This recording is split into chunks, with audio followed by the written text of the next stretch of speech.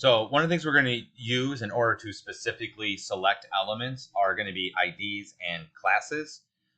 So what that is, basically you use an ID when you're trying to identify a specific element. You cannot use an ID on multiple elements. So for example, I put H1 and then inside of it, I do ID and I call it main heading. And then the rest of the H1 is just as it is.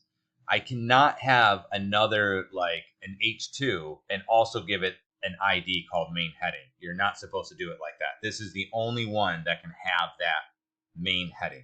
And then what I'll do is in my internal CSS, my internal embedded CSS, I will be able to select it by main heading, and that CSS will only apply to the ID that has main heading.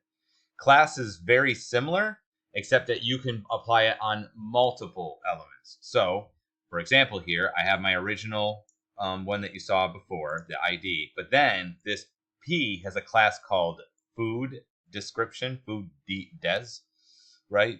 And so, and this P also has a description or a class called food des. So when I say food des up in my internal CSS, it will apply to both of these. Also notice that you can have multiple classes.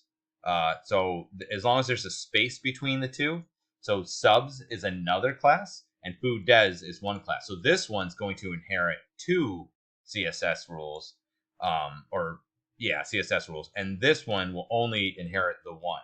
Okay, but these both have that class on there. So if it's something that you always want to format, and you can make your own class, and then that will always be applied to all those different elements, and you can just have that class applied to all of them. So that's sort of the difference.